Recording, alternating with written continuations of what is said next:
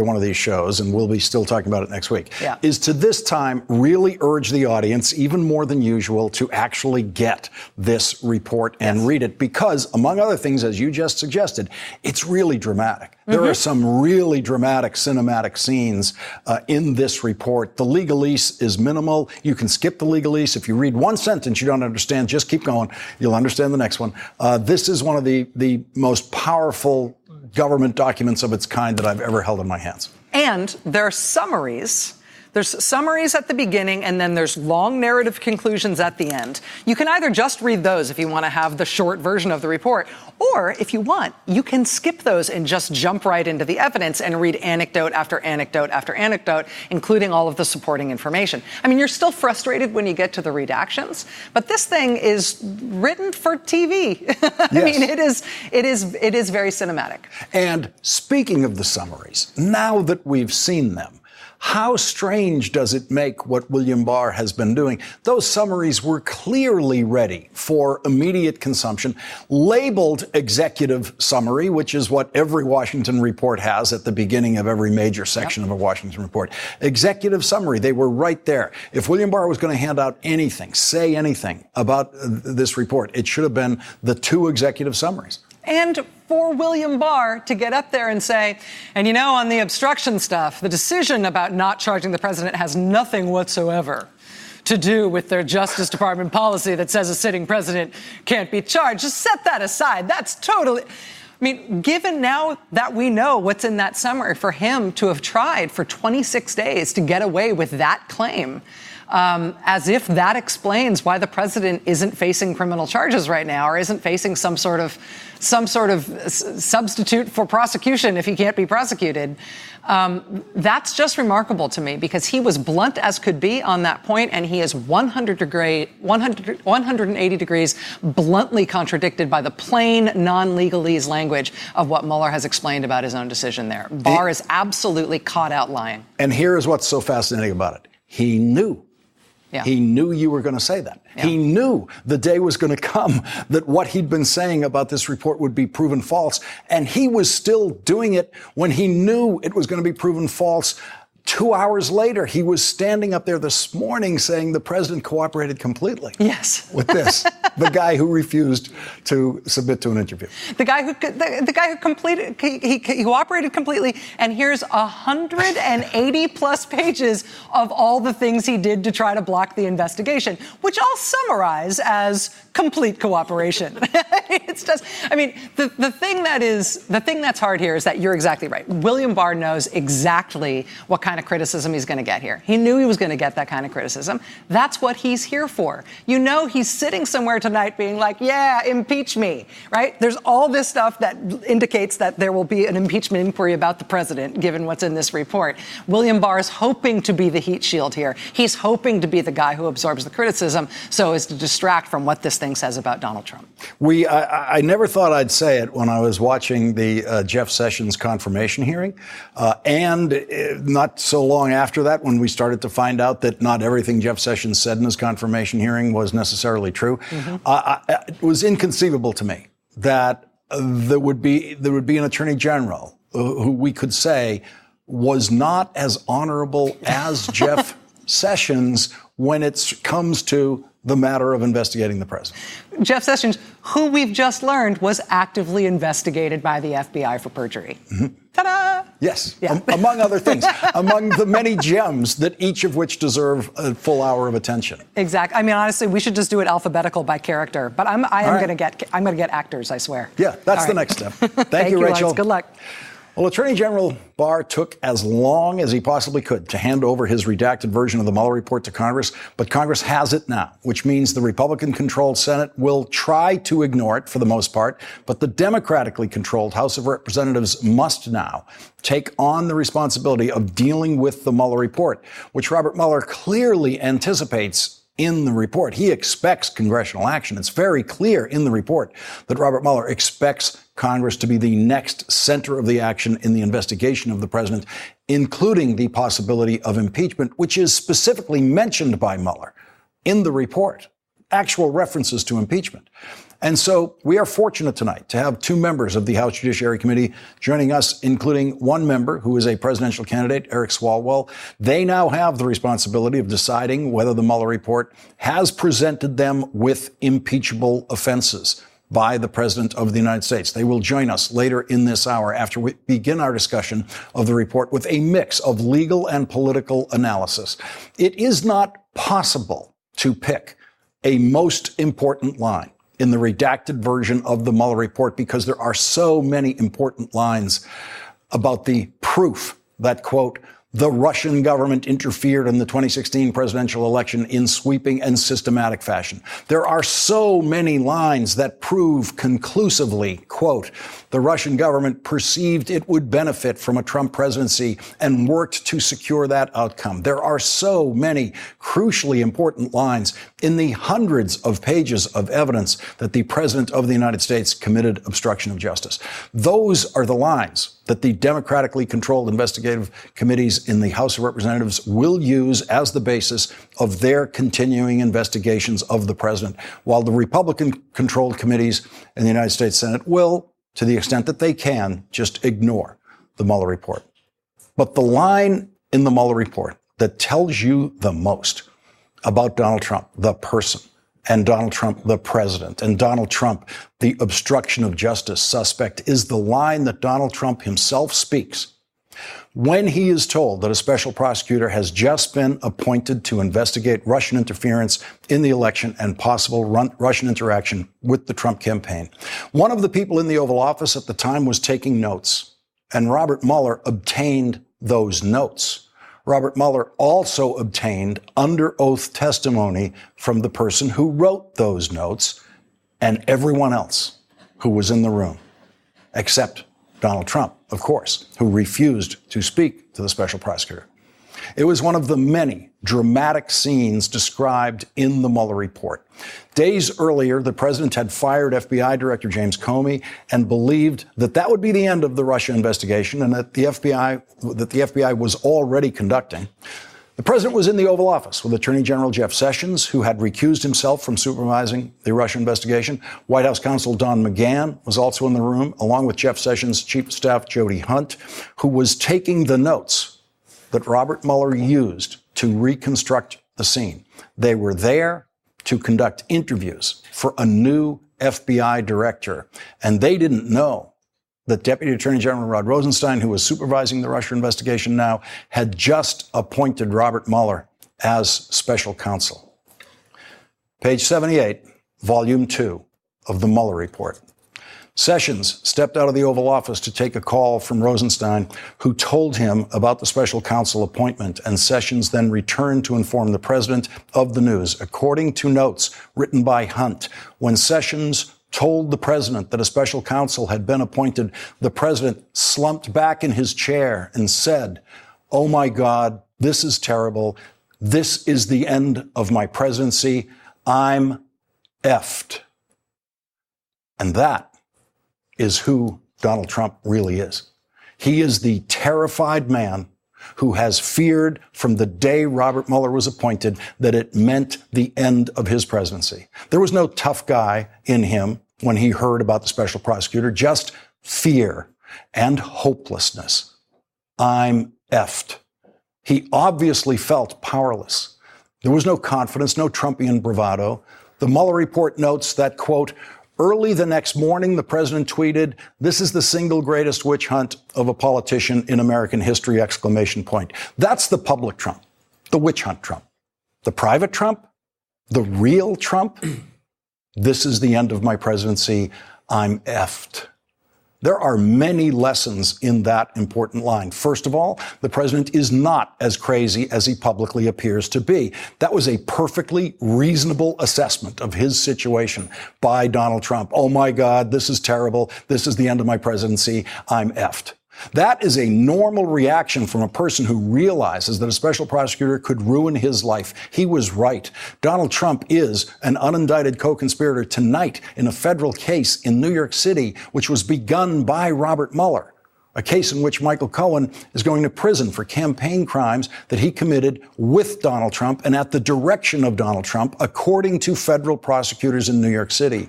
Donald Trump was right to think that things like the crimes that he committed with Michael Cohen would be the end of his presidency. Donald Trump knew what he was guilty of when he said, "This is the end of my presidency."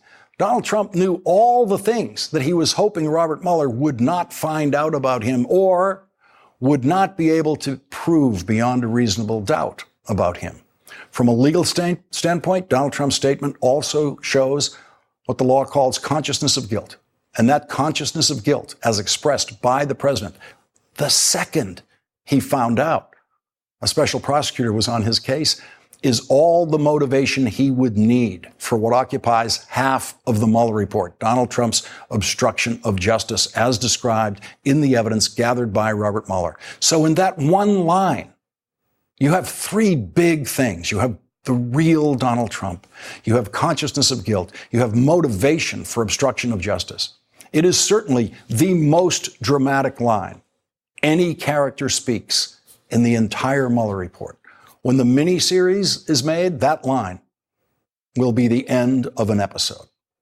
The Mueller report is something entirely different from what Attorney General William Barr has been trying to portray it to be, including his highly misleading comments about it just this morning before anyone had read it. Knowing that it would be disproved hours later, the Attorney General tried to suggest this morning that Donald Trump was fully cooperative with Robert Mueller's investigation, when in fact he refused to be interviewed by the special prosecutor and tried to fire the special prosecutor and delivered messages through his lawyer that people should not cooperate with the special prosecutor. The Mueller report makes clear that the only reason Robert Mueller did not charge the president with obstruction of justice is the Justice Department policy against indicting a president. And even though Attorney General Barr absurdly echoed Donald Trump's no collusion chant this morning, hours later, we read on page 1 of the Mueller report that the investigation, quote, identified numerous links between the Russian government and the Trump campaign. The Mueller report spends hundreds of pages describing the links between Russians and Donald Trump, the Trump campaign, and the Trump family. Robert Mueller correctly points out that the word collusion has no legal meaning, and what he was charged with investigating was the possibility of provable criminal conspiracy between Russians and the Trump campaign. The report says, we applied the framework of conspiracy law, not the concept of collusion. And Robert Mueller says that within that legal framework, the prosecutors could not prove a Trump campaign conspiracy with Russians. Quote, the investigation did not establish that the Trump campaign coordinated with the Russian government in its election interference activities. A statement that the investigation did not establish particular facts does not mean there was no evidence of those facts. This is now a legal story that has also today become a political story with the Mueller report now in the hands of Congress. We are leading off our discussion tonight with experts on both aspects of this story, the legal and the political. Ari Melber has crossover jurisdiction in both of those territories, the legal and the political. He's MSNBC's chief legal correspondent and host of The Beat, weeknights at 6 p.m. here on MSNBC. John Heilman will consider the politics of the Mueller report as it lands in Congress in the middle, lest we forget, of a presidential campaign. He is a national affairs analyst for NBC News and MSNBC. He is co-host and executive producer of Showtime's The Circus. We have two Justice Department veterans with us tonight who will give us their reading of the Mueller report. Joyce Vance is a former U.S. attorney and a professor at the University of Alabama School of Law. She is an MSNBC legal contributor. And William Yeoman spent 26 years in the Justice Department and was former chief counsel on the Senate Judiciary Committee. He now serves as a senior fellow at the Alliance for Justice. And Ari, let me start with you. This, as I think, is your 9th hour of television today. I've lost track. I've been following you all day for quite a while. Most of what I knew about this, I'd learned from you on television. I've caught up with my reading. Given everything that's been analyzed today, what do you think the focus should be now? Well, as you say, Lawrence, the day is long, but not nearly as long as the Mueller report. You just laid out something that was so vital, and you did it as we've come to expect in a narrative fashion, but it has great legal significance, as you know, because when the president says, oh, there's going to be a fact-finding query into me and what I've done as president or in my life, So my presidency is over. I'm effed. Bob Mueller doesn't include that in a report this serious for headlines. If Bob Mueller wanted headlines, he would have sought headlines over the last 23 months. He did the opposite. Everyone knows that. Tight-lipped, no leaks during the probe, and certainly no exciting little tidbits. I submit to you that while that is exciting and it makes for great prose, as you just read, it's in there because of the legal significance, because it tells us about the potentially alleged corrupt intent in the president's mind. And that goes to the mystery that animates all of this that we've learned a bit more about thanks to this report today. And I would put it like this. If there was no chargeable election conspiracy, why would the president do so many things that amount to evidence of obstruction? So much evidence of obstruction that Mueller says, look, he says this near the end, if we found someone who didn't obstruct at all, we would tell you that. We're not telling you that. So why? Well, one of the answers that is basically gestured at in that amazing quote is that the president was knowledgeable of his own criminal liability and exposure, but maybe not for the election conspiracy, maybe for, as you mentioned, other election crimes that he knew about that were covered up in New York, maybe for one of the other referrals that remains under investigation, maybe because the Trump Tower meeting or the WikiLeaks contact that he had is the beginning and not the end, and so he knew of other things that in his long and litigious experience gave him knowledge of his own criminal liability. It was not the private announcement or saying of a person who thought, I'm clear, this will be a headache, give it time. It was the statement, raw, uncut, unvarnished, off Twitter, as you say, of a man who seemed very acquainted with his criminal liability. And John Heilemann, Trump is the one person who knows everything. He knows what he did with Michael Cohen in the closing weeks of the campaign that has now been judged criminal. He might not necessarily have known that that crossed legal lines, but what he did know is I don't want that public.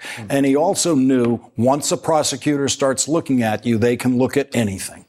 Yes, and look, I mean, we often have had conversations about whether Donald Trump is in the full possession of his faculties. So there may be some things that Donald Trump has done that he does not fully remember. I can't speak to his state of mind. A lot of people speculate about it, but there's no doubt that Ari's point is right, and it is a dramatic moment. It is a moment in which, to your point earlier, Trump recognizes the profound political peril that he's in. And everything that happens, I think, from that moment forward, so much of the obstruction part of this report that details owes from that. He thinks, really for the first time, he's in existential peril. And he's right. He may still be right. Not only that his presidency has been captive to this politically, that it's been hamstrung by it, that he's been beaten about the head and shoulders by Bob Mueller, by Democrats, by all of the critics that have attacked him. But it's still, to me now, as a political matter, if it's right, that it was we all directly read in the report and surmise from the tone of the report that Mueller's intention was to say, I understand that I can't indict a sitting president according to Justice Department policy. I'm an institutional conservative. I'm not going to challenge that. I'm not going to go to the Supreme Court and try to see if we can set new precedent on that matter. What I am going to do is I'm going to push this into the political realm. The political realm is the proper realm for this is Congress, where we don't talk about crimes in the purely criminal court sense. We talk about crimes, high crimes and misdemeanors. And here is, in the way that Leon Jaworski did in Watergate, here is a roadmap to Congress for things that could, in a democratic polity, be considered high crimes and misdemeanors. Guys, have at it. And so tonight, where we are in the political realm is a Democratic House of Representatives that faces a giant choice of how to proceed. Impeachment is now fully on the table. The answer may be that Democrats decide they don't want to go down that path, or they want to try to go partway down that path and then decide later, or that they want to, as Steny Hoyer seemed to suggest tonight, doesn't want to go down that path at all. But that is the salient political issue. Are we going down that road or not? And that is a matter that is fully in the hands of Democrats who now control the House of Representatives. Let me stay with you on that for one point, because there's a couple of elements to it. And the most elementary part of it, forget the politics of is it good for the Democrats or bad for the Democrats. By the way, one of the things I find so strange coming from the Democratic side is the fear that it's bad for the Democrats. Because why? Because the impeachment of Bill Clinton was bad for the Republicans? Who really thinks that? The Republicans then won the House of Representatives, they then won the Senate, and they won the presidency. How did it hurt them? Someone explain that to me. But the calendar, the political calendar, we're a year and a half away from a change of administrations if President Trump loses re-election. To mount an impeachment process, you might not get to an impeachment vote in the House of Representatives until, say, Thanksgiving at the earliest of this year. You then move to a trial in the Senate, and now you've got the Iowa caucuses and New Hampshire primary and an impeachment trial in the Senate going on, and people are thinking, wait a minute, isn't the election close enough to solve this problem? So the calendar is a practical problem that crashes up against the issue of impeachment. It is, and it's also, we don't have what we had in 1974. We don't have the smoking gun. We don't have a set of tapes that have caused what would make this an easy political choice, a sudden crumbling of Republican support for the president, the country turning against the president with his approval ratings cratering. We've not seen that, and I don't think we're going to see that on the basis of this report. As a frank matter, the president's base is likely to hold, and so therefore, it's a much trickier political calculation. Again, putting even aside the things you just laid out, is there a way it could work for Democrats or not? There's an urgency to it, because in some world, you might want to say, let's kick the can down the road. Let's tie the president up in investigations that are interminable, make his life miserable, and then we'll figure out the impeachment thing in due course. Unfortunately, in due course, the first Democratic debates are in June. They're 6 weeks away. We're starting to hear people, even fierce opponents of the president's, who are saying the right thing to do right now is to settle this at the election, at the voting booth. Joyce Vance, with this calendar on the impeachment question, doesn't that strike you as something? To me, it's the invisible factor in the Mueller report. As I'm reading it, and Mueller says at a certain point that he's not going to subpoena the president because it's so late in the investigation. Well, investigations don't have calendars normally; they have kind of unlimited calendars. But it strikes me that the calendar Robert Mueller had in mind was, in fact, a presidential election, and he did not want to infect a presidential election by letting his work and his investigation run that far down the calendar. And that's one of the reasons why he skipped the subpoena process of the president, which would have taken several months. It's hard to know for sure, but there's a long-standing DOJ policy that says that we shouldn't have investigations that impact elections. And of course, this case is the poster child for that. There is, I think, no practical way that decision about the president's testimonial status could have been decided by the Supreme Court without bumping heads with the timing on the election. And Mueller may have felt something else here. It's not something that prosecutors often feel, but there's some indication that he felt urgency to bring the facts in front of the American people. He knew all along he would not be indicting a sitting president because of DOJ policy. And so rather than kicking the can down the road in this regard, I think he was simply trying to get evidence into the hands of the people who constitutionally were the folks charged with making a decision about what to do with it. William Yeomans, that evidence is in their hands now. What does Congress do next? With your experience working on the Hill and your experience in the Justice Department, what do you see happening next? Well, I think the House Judiciary Committee has to start a series of very aggressive hearings. As you point out, there isn't a lot of time, and the administration is going to try to run out the clock. I think they've already announced that they will resist every request for information, every subpoena that they get from Congress. They are denying the constitutional role of Congress in oversight and investigations. So their goal clearly is to get this beyond the election and to get it to what I think Joyce was just referring to, which is a period before the election when it's going to be difficult for anybody to do much of anything. So I think it's imperative for the Judiciary Committee to start right away with a series of very aggressive hearings. They do have the roadmap here. They have a wonderful start. They know who to get in there. And they need to do it. They need to do it now. And Ari, aggressive hearings, to my mind, especially based on what we saw today with the Attorney General, would mean skipping the Attorney General hearing. That's just a formal procedure because they're the Judiciary Committee of Jurisdiction of the Justice Department. They always like to talk to the head guy. That seems like a tradition to dispense with here. That seems like a wasted day and a wasted amount of time in getting to Mueller. They will get to Mueller weeks after Barr. Why not just skip Barr and get to Mueller as soon as you can? Well, I suppose the reason to get to Barr is what you and Rachel were talking about. The notion that Sessions was on the hook for perjury was because he'd been held to account, right, in that sort of setting. But I agree with your premise. That's not the point. It's not the fireworks. Getting Mueller and perhaps his deputies or going through every single one of his prosecutors to dig into this stuff can be very important. The Cohen testimony was important for the American public. The nothing matters arguments that we heard throughout this probe, and now that Mueller's done the fair job, which means, what does fairness sometimes mean? It means there are things in here some people like and things some people don't like. That's why he's such a fair, careful prosecutor. But the nothing matters argument, that is the argument of the depraved, of the people who want to get away with everything. So while I understand that it's part of our job to cover, well, what would a calendar of impeachment look like? There's also the let's not get ahead of the fact finding that Congress does with this now, as you put it, as the roadmap to have Mueller and other people in and go through it all. The other point that's very important, whether or not Congress takes the maximum approach or not, is the President of the United States is the one person in our system of government who has the constitutional obligation to take care that the laws be faithfully executed. Yes. That's what it says in the Constitution.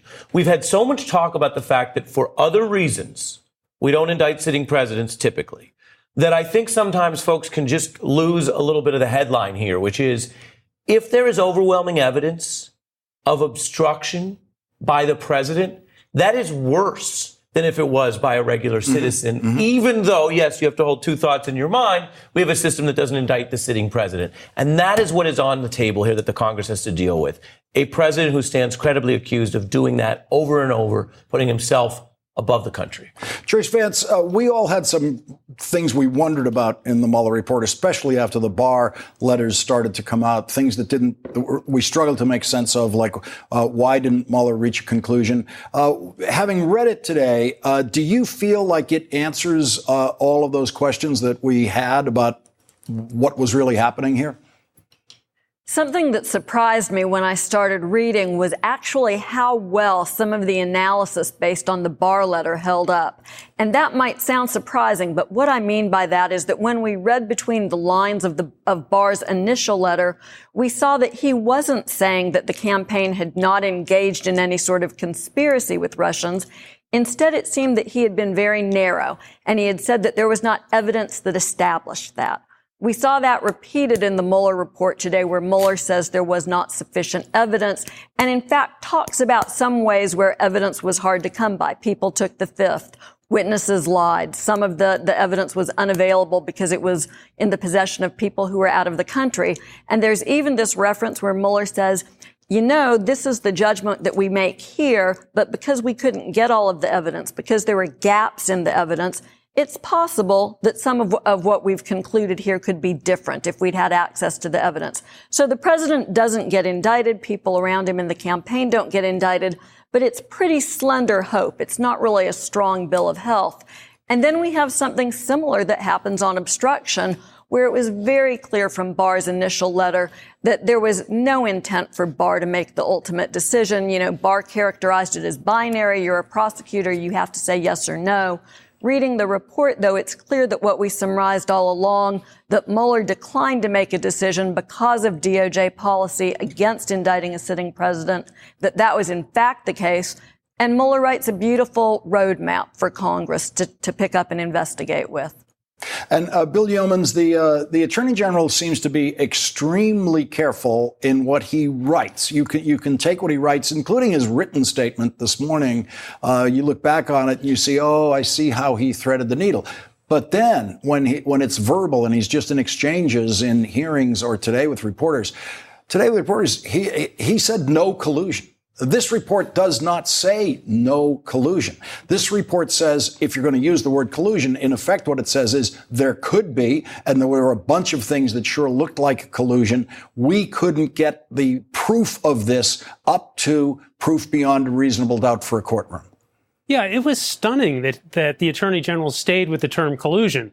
And obviously he was playing to his audience in the White House, in the Oval Office. But the report could not be more clear that the investigation was not addressing collusion. It was addressing the issue of a criminal conspiracy or coordination, which it defined as something close to a conspiracy. And there is a lot in the report that certainly satisfies my definition of collusion.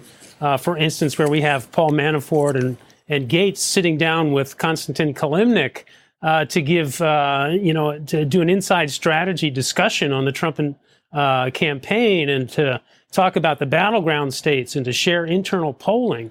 That seems to me to be collusion. So I think there are a number of examples in the report that satisfy the collusion standard to the extent collusion is relevant.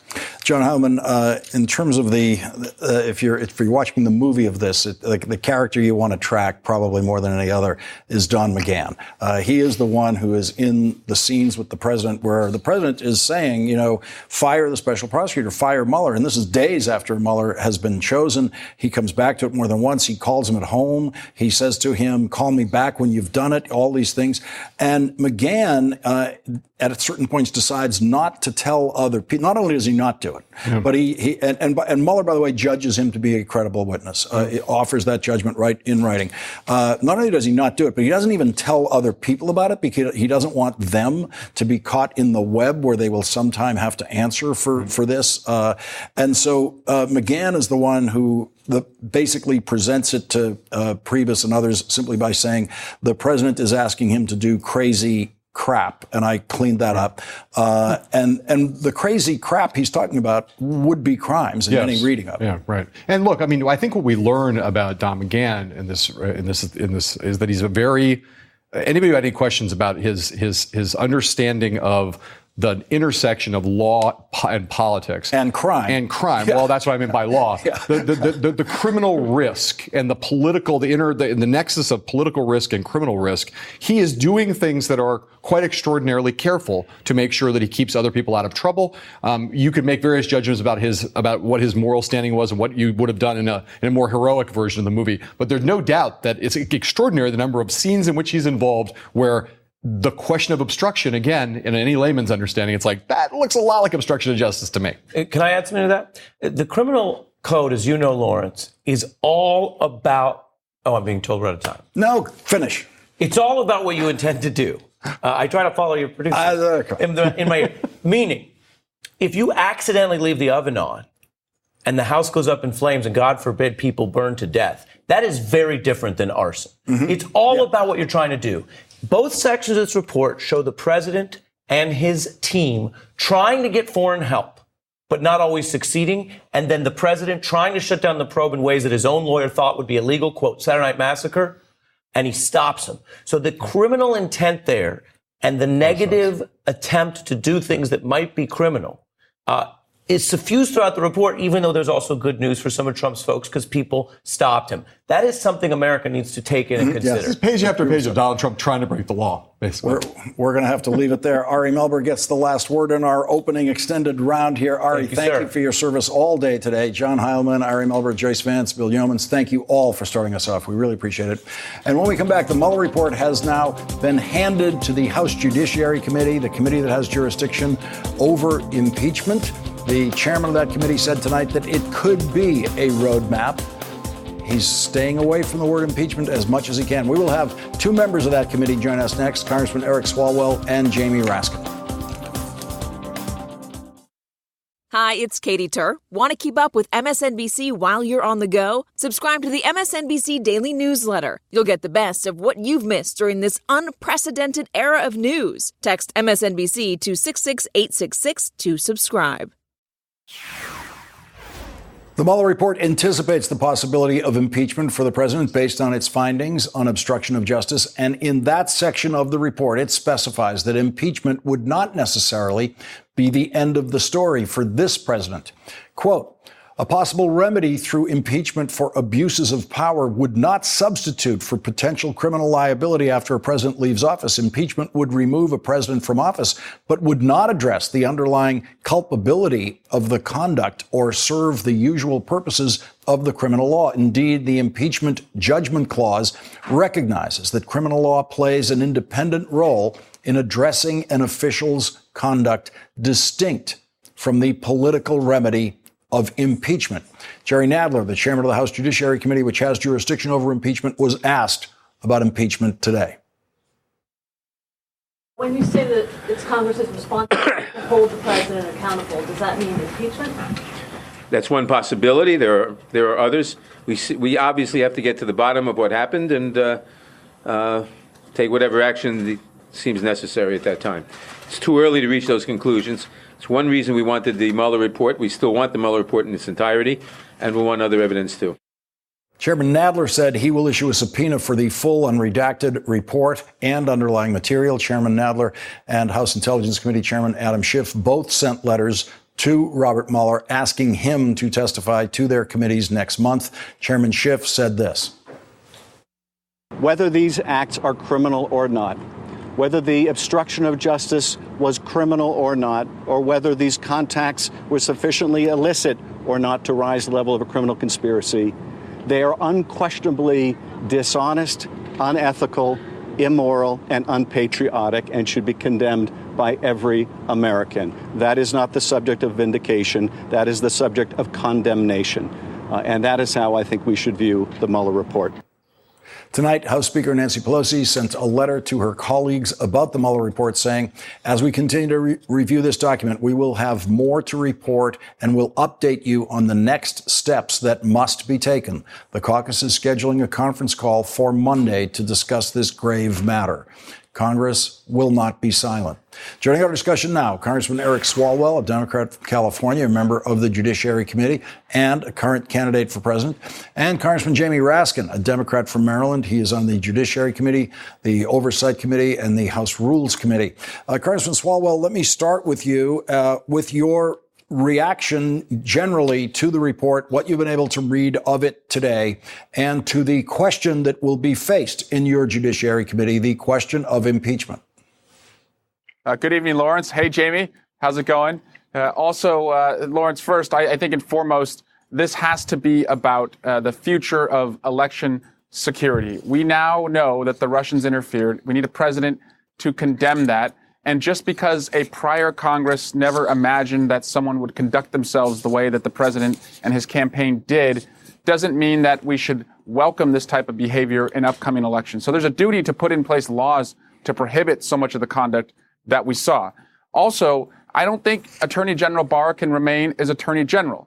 He can either be the president's lawyer or America's lawyer. He has chosen to work for the president. I believe he should resign immediately. And as it relates to our duty in Congress, yes, a roadmap has been laid out for the president to be held accountable. I think the first waypoint is to bring Bob Mueller before our committee, which we're going to do very soon, and hear from him. Congressman Raskin, is there really any point to hearing from Attorney General Barr in a hearing? Chairman Nadler wants to schedule that hearing before the Mueller hearing. That's an interesting question. He certainly has a lot to account for in terms of the last 3 weeks of a propaganda rollout of the report, which completely stripped him of any credibility as Attorney General of the United States. And my friend Eric Swalwell is calling for his resignation. It seems like he's already resigned in some sense. He's no longer acting as the chief law enforcement official for the country. He's acting more like a consigliere and propagandist for the Trump administration.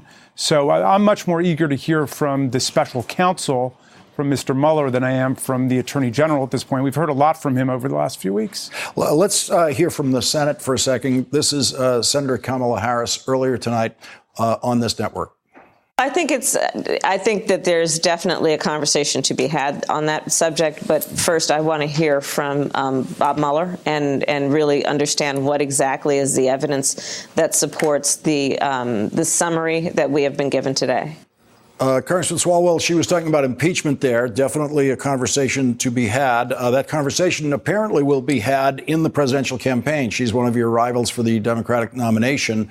Do you expect it to become a campaign issue for Democrats? Well, it's an issue for our country, Lawrence, because what we do now will set the standard for future presidents. So that could be Ms. Harris, that could be myself, that could be so many of us. And that's really what we have to weigh is do we want to tolerate what Donald Trump has done, or are we willing to say that no president should conduct themselves this way? And then there's also just national security implications here. And that's why the Intelligence Committee should also see the full unredacted report, because Russia did interfere. They did work with the Trump campaign. We need to know the methods that they used to make sure that as all of us go into this 2020 election, even in the primary, that Russia is not savaging the field and, again, taking away our freedom to choose at the ballot box. Congressman Raskin, what do you think the Judiciary Committee's most important focus should be in studying the Mueller report?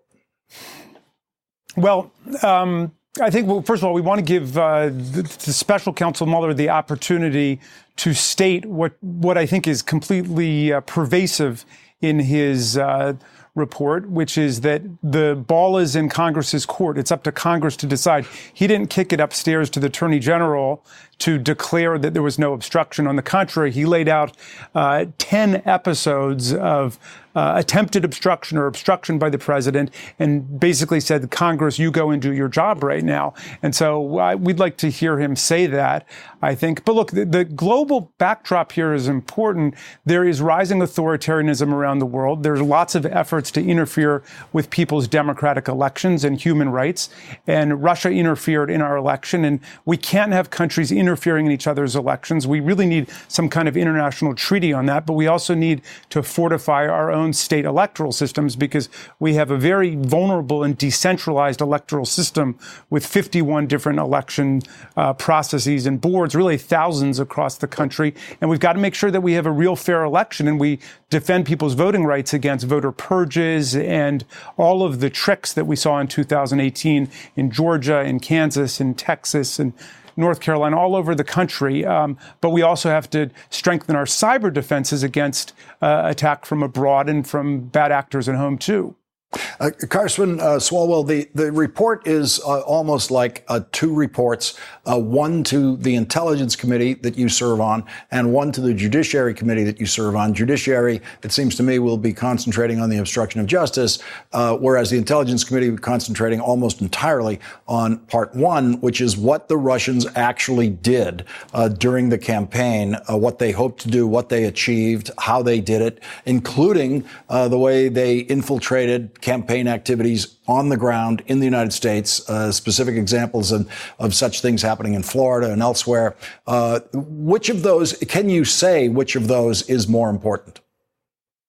Well, to me, the security of upcoming elections is the most important thing. We can go back to the past only if it's informing us about what we're going to do in the future. I don't think anyone wants to relitigate the 2016 election, but we do need to know who they worked with. We need to know how they did it. We need Republicans to join us and acknowledge that they did it. It's time for the president to lead and do that. But Lawrence, we also need to make new laws that will make sure if any campaign is approached by a foreign adversary, there's a duty on them to tell the FBI. I wrote legislation called Duty to Report. It would put that burden on a federal candidate. And I don't think any of us want to see this conduct carry out again. Yeah, I think, Carson Raskin, that's so far one of the lost elements of the Mueller report. There's just so much in it. But there are a number of spots in the report where it is, in effect, recommending new laws so that they would have had different legal frameworks that they were looking at for this activity.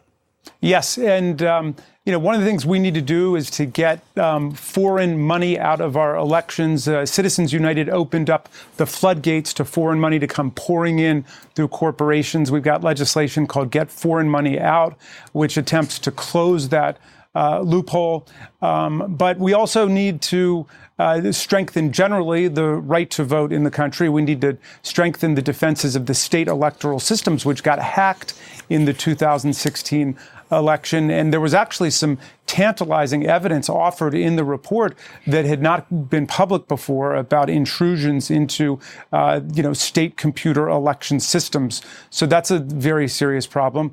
Look, the Democrats are taking this on. We haven't been waiting around. We obviously have a very strong positive program that we're fighting for. We just reauthorized the Violence Against Women Act.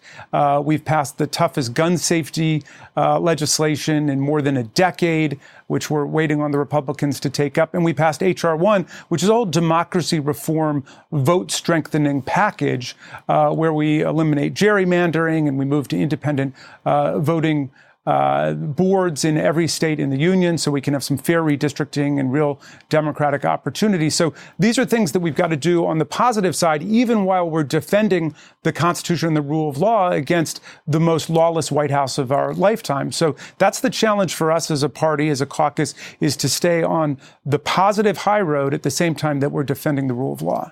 Congressman Jamie Raskin, Congressman Eric Swalwell, thank you both for joining us on this important night. Really appreciate it. Thank you.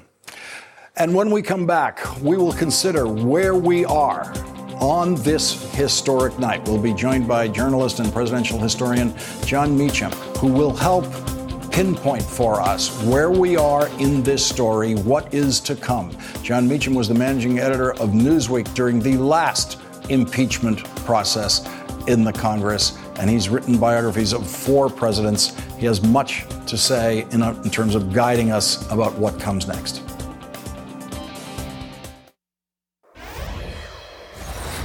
Jon Meacham's beautifully written best-selling book, Franklin and Winston, the story of the friendship between Franklin Roosevelt and Winston Churchill as they worked together during World War II, included this quote from Winston Churchill after a crucial victory in a British battle. "Now is not the end," Churchill said. "It is not even the beginning of the end, but it is perhaps the end of the beginning."